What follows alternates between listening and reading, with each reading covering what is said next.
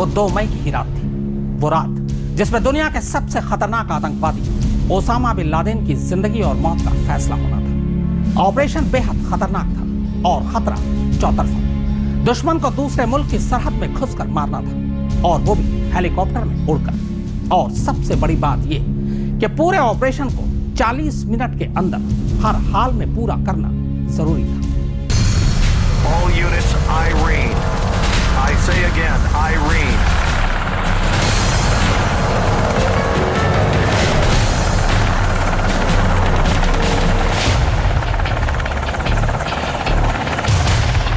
पाकिस्तान से लगती अफगानिस्तान की सीमा से 4 अमेरिकी हेलीकॉप्टर बेहद खामोशी से उड़ान भर गए। चारों हेलीकॉप्टर में अमेरिकी नेवी सील्स के 40 स्पेशल कमांडोज तमाम आधुनिक हथियारों से लैस हैं। चारों की मंजिल एक ही है, पाकिस्तान का शहर एबटाबाद।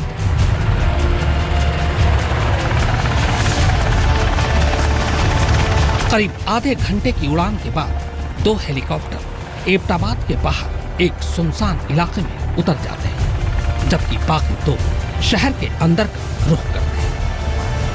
दोनों बेहद कम ऊंचाई पर उड़ रहे थे, लेकिन शोर ज्यादा नहीं था।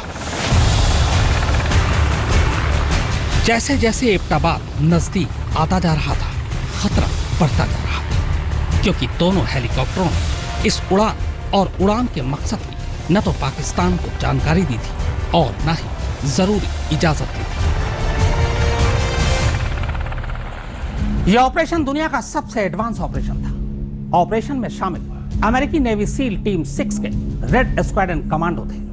हेलीकॉप्टर में सवार 24 कमांडो साइलेंसर लगे M4 carbine, assault rifle, night vision goggles, body armour और हैंडगन से लैस थे। इतना ही नहीं, इन कमांडोज को आज रात जिस ऑपरेशन को अंजाम देना था, उस ऑपरेशन की बाकायदा 6 बार वो रिहर्सल भी कर चुके थे। ठीक वैसी ही हवेली बनाकर, जिस हवेली में अब बस ये किसी भी पल उतरने वाले थे।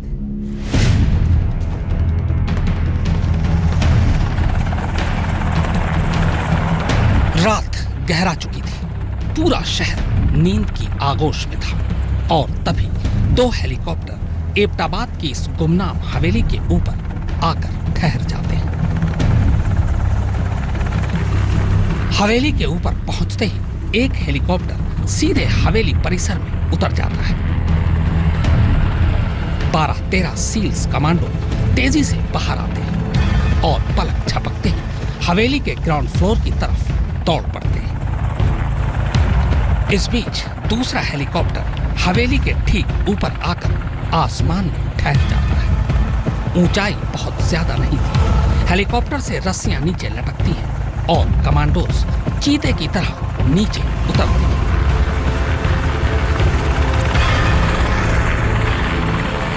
ऑपरेशन ओसामा के लिए खास तौर पर Black Hawk air assault utility helicopter में भी बदलाव किए गए थे। इनके रोटोर ब्लेड्स को इस तरह से डिजाइन किया गया था ताकि ये ना तो ज्यादा शोर करे और ना ही ये पाकिस्तानी रेडार की पकड़ में आए।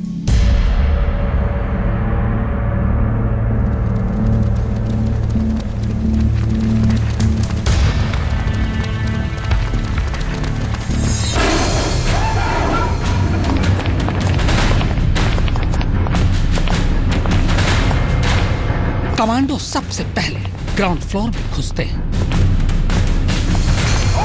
पर पूरा फ्लोर छान मारने के बाद भी उन्हें कोई नहीं मिलता। ग्राउंड फ्लोर पूरी तरह खाली था।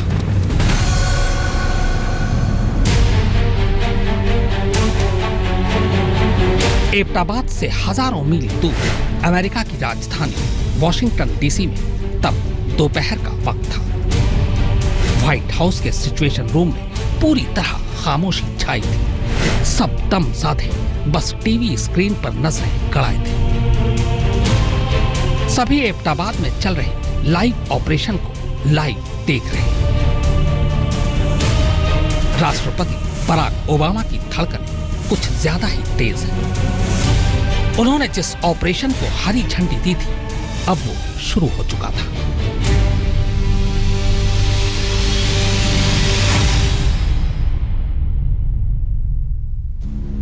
14 मार्च को पहली बार CIA ने ओसामा के इस ठिकाने के बारे में ओबामा को पक्की खबर दी थी। इसके बाद 29 मार्च, 12 अप्रैल, 19 अप्रैल और 28 अप्रैल को ओबामा ने हाई लेवल की मीटिंग बुलाई। 29 मार्च को ओसामा के डेथ वारंट पर दस्तखत किया और 30 मार्च को ऑपरेशन पूरा करने के लिए हरी झंडी दे दी। लेकिन आसमान में उमड़ते बादलों ने ऑपरेशन 2 दिनों के लिए टाल दिया।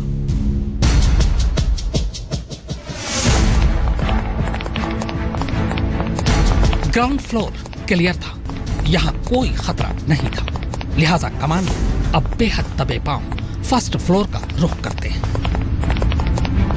पर ऊपर पहुंचते ही उनके कदम ठिठक जाते हैं। पहली मंजिल पर कोई है, उसकी आहट साफ सुनाई दे रही है।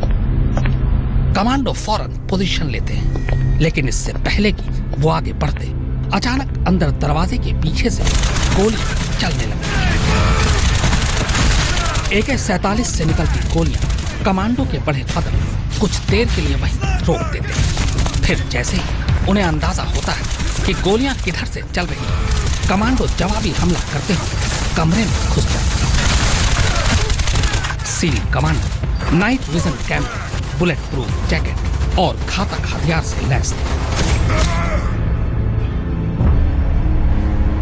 कमरे में अब पूरी तरह खामोशी थी और अंदर पड़ी थी 2 लाशें, एक ओसामा के कुरियर की लाश और दूसरी उसकी बीवी की। जवाबी फायरिंग में दोनों मारे जा चुके थे। साइलेंसर की वजह से गोलियों की आवाज तो नहीं आई, हाँ, कमरे में चीखें जरूर गूंजी थी।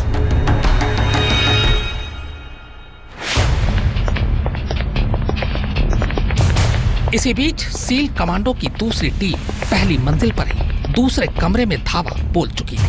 इस कमरे में ओसामा का दूसरा कुरियर सो रहा था।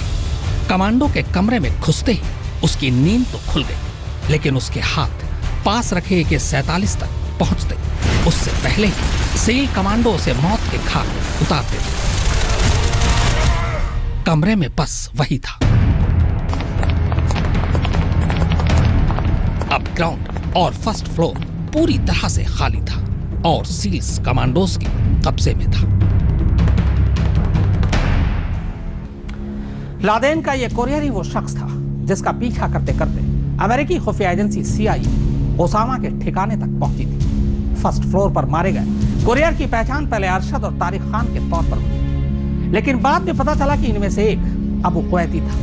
वही अबू कुवैती जिसका पीछा CIA सन 2002 से कर रही थी और जिसकी वजह से अमेरिका ओसामा तक पहुंच पाया।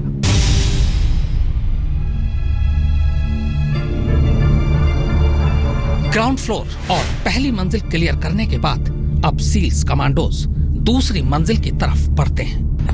यह ऑपरेशन का सबसे खतरनाक पड़ाव है, क्योंकि कमांडोज को जो खबर दी गई है उसके हिसाब से इसी दूसरी मंजिल पर ओसामा का पूरा कुंबा, यानी 2 बीवियां, उसके बच्चे और पोते पोतियां मौजूद हैं।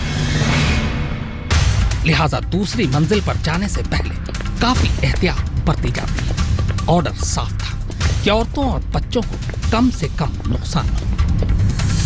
पर चौकन्ने सील्स कमांडोज जैसे ही दूसरी मंजिल पर पहुंचते हैं, एक नौजवान तेजी से उनकी तरफ झपटता है। ये कोई और नहीं, ओसामा का 22 साल का बेटा खालिद है। उसके पास कोई हथियार नहीं था, पर जिस तरह से वो झपटा था, कमांडो तब तक उसे गोली मार चुके थे। ओसामा का बेटा सील्स कमांडो के हाथों मारा जाता है। इसके बाद सील्स कमांडोज दूसरी मंजिल के तमाम कमरों को खंगाल डालते हैं और कमरों में दुबके ओसामा के सभी रिश्तेदारों को बंधक बना लेते हैं।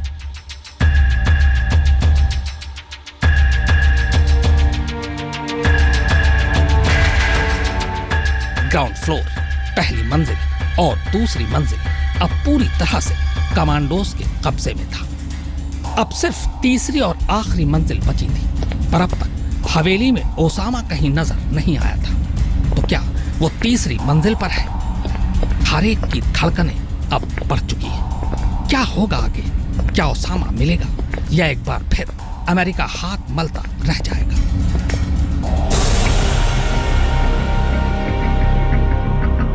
व्हाइट हाउस के सिचुएशन रूम में जबरदस्त तनाव है।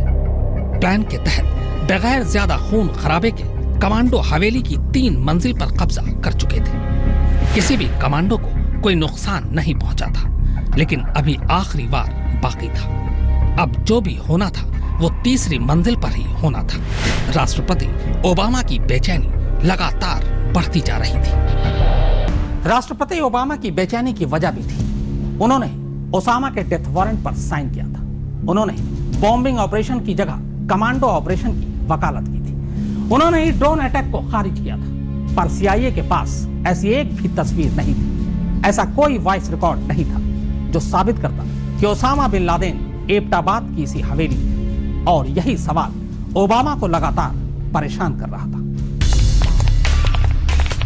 सेल्स कमांडोज की एक टीम पहले ही तीसरी मंजिल की छत पर कब्जा कर चुकी थी, यानी उसने ऊपर से तीसरी मंजिल को घेर रखा था। अब दूसरी टीम दबे पांव सीढ़ी के रास्ते तीसरी मंजिल की तरफ बढ़ती है। कमांडो ऊपर की तरफ जा ही रहे थे कि तभी एक बूढ़ा शख्स उसी सीढ़ी की तरफ आता दिखाई देता है। सेल्स कमांडो फौरन उस पर फायर कर देता है, लेकिन गोली उसे नहीं लगती और वह उल्टे पांव कमरे की तरफ भागता है।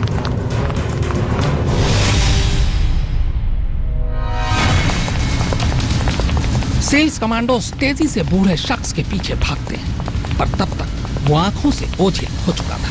उसे तलाशने के लिए कमांडो पोजीशन लेते हुए तीसरी मंजिल के पहले कमरे में धावा बोलते हैं, पर कमरा खाली था, वहां कोई नहीं था। इसके बाद जैसे ही वो दूसरे कमरे में घुसते हैं, तभी अचानक पर्दे में एक औरत उनके सामने दीवार बनकर खड़ी हो जाती है। जोखिम लेना खतरनाक था, लिहाजा सेल्स कमांडो औरत के पैर में गोली मार देते हैं। गोली लगते ही वो नीचे गिर पड़ती है और उसके नीचे गिरते ही ठीक उसके पीछे खड़ा वो शख्स पहली बार नजर आता है, जिसे अमेरिका पिछले 10 सालों से ढूंढ रहा है।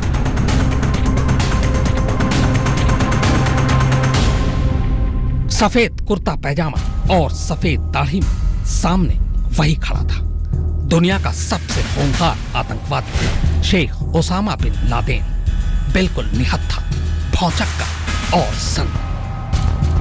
और उसके सामने घायल पड़ी थी उसकी तीसरी बीवी।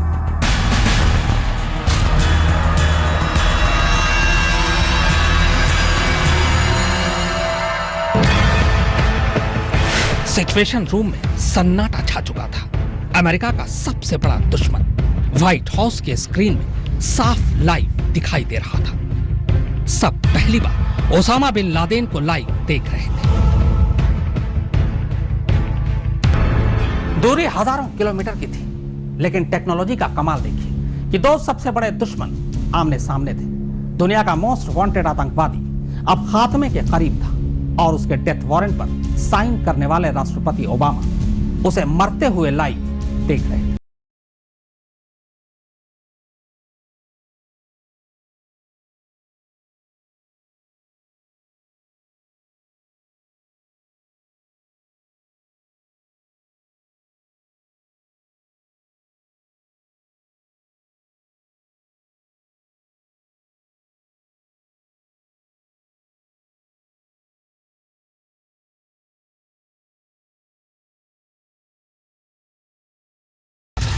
पर क्या पता उसने कपड़े के नीचे बम छुपा रखा हो।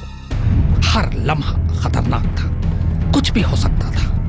ओसामा की हरकतों से कतई ऐसा नहीं लग रहा था कि वो चुपचाप सरेंडर करेगा।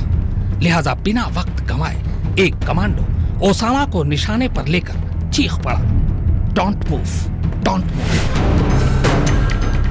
यह किलिया कैप्चर मिशन था, लेकिन पहले से ही मान लिया गया था कि हवेली के अंदर जो भी होगा वो सरेंडर नहीं करेगा, खासकर ओसामा तो कतई नहीं। लिहाजा सील कमांडो को जान लेने की पूरी छूट दी गई थी और हुआ भी वैसा ही। सिर्फ 10 मिनट में सील कमांडो ने ओसामा को ढेर कर दिया।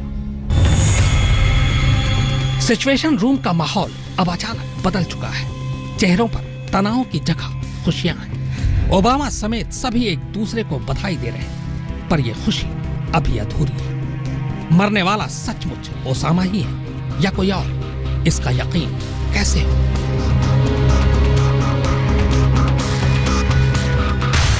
ओसामा की लाश जमीन पर लहूलुहान पड़ी थी और सील्स कमांडोज अब ओसामा की तस्वीर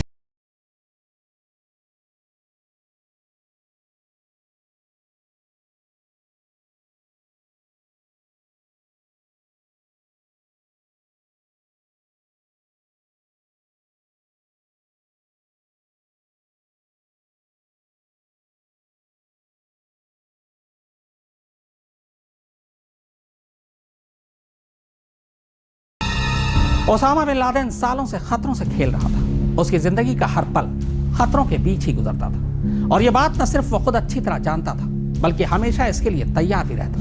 यही वजह है कि जब वो मरा तो उसके कुर्ते में सिले 500 पाउंड और 2 फोन नंबर मिले, यानी वो हमेशा चकमा देने के लिए तैयार रहता था। पर इस बार किस्मत ने उसे मौका ही नहीं दिया। ऑपरेशन पूरा हो चुका था, मिशन कामयाब, पर अब भी एक काम बाकी था। आतंक के सबसे बड़े सरगना के घर की तलाशी, ताकि ये पता चल सके कि आखिर एबटाबाद की हवेली में बैठा ओसामा तबाही के कौन से नए प्लान बना रहा था। सेल्स कमांडो ने फौरन पूरी हवेली को छान मारा। खास तौर पर ओसामा के कमरे की बारीकी से तलाशी ली गई और तलाशी के दौरान वहां से 10 mobile phone, 10 computer, 12 hard disk और 100 से ज्यादा सीडी और डीवीडी। इस ऑपरेशन को करीब 30 मिनट में ही खत्म हो जाना था, लेकिन सील्स कमांडोज को 8 मिनट ज्यादा लग गए और इसकी वजह वो दूसरा हेलीकॉप्टर जिसने ऐन वक्त पर धोखा दे दिया। दरअसल ये हेलीकॉप्टर गर्मी की वजह से क्रैश हो गया था।